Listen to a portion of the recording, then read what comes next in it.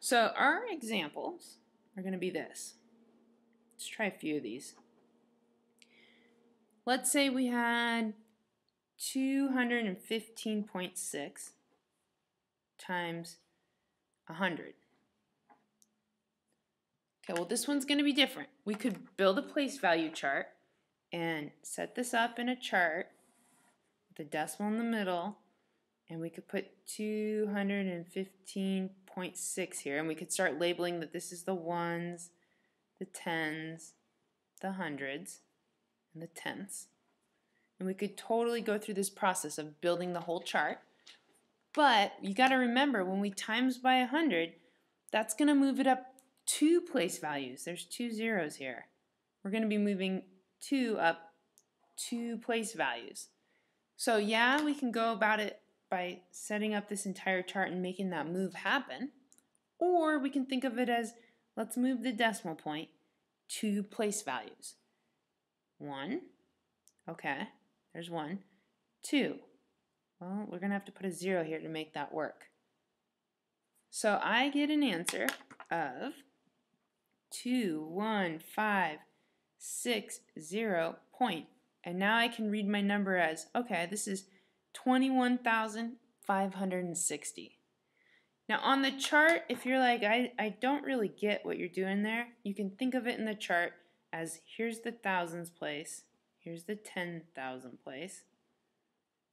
We're moving numbers through the chart up 2 spots. We're timesing by 100. So the 2 is going to move over here. The 1 is going to move up here. The 5 is going to move here. The 6 is going to move here. But that decimal point is still here. It's still on the line. So we have that extra spot to fill in. Well, that's where your 0. When you have that extra place, we have 0 ones. We put it right there. 20,000, 1,000, so 21,560 point nothing. There's our answer. So I want to get away from doing all this work. I want to get away from the chart a little bit today, and I want to just be focusing on moving the decimal. Let's just focus on that for a little bit. So let's say we had 215.6, again the same number, and this time we're going to divide by 100. Divide by 100.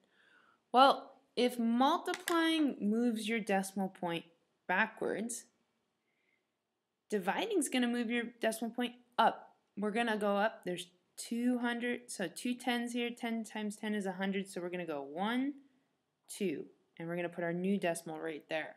It means our answer is going to be 2.156. We've moved it 2 places. So when we divide, we're going to move the opposite direction. So you try one now. Let's make an example here. What would 3.75 times 100 be? 3.75 times 100. Okay, well times 100 means we're going to go 2 decimal points, and we're multiplying, so we are going this direction to the right, 1, 2, which means my new answer is 375. Technically 0.0, but we don't really need to write 0.0. The decimal's right here, we just don't even write it. 375. Okay, so if we are multiplying, then we know we are going to move the decimal to the right. We're going to go this direction. So multiplying, we move decimal right. That's our rule today. If we are dividing, then we can see that we move the decimal to the left. Remember, here's the division one up here. We move left. So move decimal left. Move decimal left. And if you can remember those rules, you can multiply and divide a lot of different numbers if they're within factors of 10. So let's try some more examples and make sure you got the hang of this. So let's say you had 2.8 divided by 1,000. You should pause the video and try this, see if you get the right answer. 2.8 divided by 1,000, so we're dividing. So we're going to go left. We're going to move our decimal this direction, and we're going to do it 3 times. 1, 2, 3 zeros, 1,000. So here's 1. Okay. Let's put some zeros on here. Here's 2. Here's 3. Our new number is going to equal 0.0028. Or you can say 0.0028 if you want to put it like that. So I had to put some zeros in there to make that kind of work.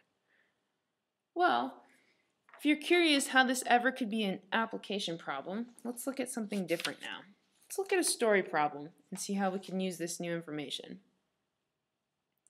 Alright, so here is our story problem. And we just got this situation where we can apply what we've learned. So let's read it together. A school district ordered 247 boxes of pencils. 247 boxes of pencils. I'm going to circle that. Okay, here's my box of pencils. Just draw that down there. There are 247 of these boxes. So if I wanted to keep drawing a whole bunch of boxes, I would have to draw 247 of these. Well, I don't really want to draw 247 boxes. No, thank you. So I'm going to say there's 247 boxes. Just write that down. Each box contains 100 pencils. So inside the box, there's all these pencils. Every box has 100 pencils. So there's 100 in this box, there's 100 in this box, in all 247. Okay, 100 pencils. If the pencils are to be shared amongst 10 classrooms, circle that, 10 classrooms, how many pencils will each class receive? Okay, we're going to share the pencils. There's 10 classrooms. So picture each classroom. 1, 2, 3, 4. Let's draw this out. 5, 6, 7, 8, 9, 10. Here's 10 rooms, 10 classes. We are going to divide these boxes up, these pencils up evenly. So the question is, how are we going to share them? If the pencils are to be shared evenly amongst 10 classrooms, how many pencils will each receive? Okay, so what we're going to do is before we try and sit down and figure this out, is we're just going to figure out how many pencils do we have all together. So we have 247 boxes, and each box has 100. So we need to figure out what is 247 times 100. How many pencils do we have? Well, 247 times 100 is one of our application problems. 247 has a decimal at the end of it, and if we're multiplying by 100, remember what our rule is. Look back in your notes. Multiplying, we move to the right. So we are going to move this decimal 2 times to the right. So we're going to go once, twice to the right, which means we're going to have to put some zeros in there. And we're going to have 247, but then we're going to move it 1, 2, 0, 0, and we're going to end up with this, 24,700. 24,700 pencils. There are a lot of pencils in this school, in the school district. But that's not the final answer. We have to take these pencils and evenly disperse them into the classrooms. So every classroom has to get an equal amount. So now what do we need to do with that number? Well, we need to take the 24,700 pencils and divide them up into 10 classrooms. Okay, division means we need to move that decimal point again, but this time the other direction, and only once the other direction. Times 10, or divide by 10 means we go back one spot. So now we're going to get 24,700, but I'm going to move the decimal one time back, to get my new answer of 2,470.0, but I'm not even going to write 0.0. I'm just going to write 2,470. Each classroom is going to have 2,470 pencils in it. Oh my gosh, that's a lot of pencils. We're going to divide 2,470 here, here, here, here, here, here, in every single classroom. And that'll be an equal, evenly shared situation. So that's just kind of an example of how we could do this in kind of a story problem. Hopefully that helps you kind of start to practice some of this place value stuff. It takes a little while to kind of get it down. I would say the most important thing to remember from this video is that we have these two rules. Multiplying, you want to move the decimal to the right, and dividing, you want to move the decimal to the left. And this is when we're dealing with factors of tens, hundreds, thousands. So if you're dividing by 7, you're not going to start moving the decimal. Different rules are going to show up. All right, I hope that helps. Good luck.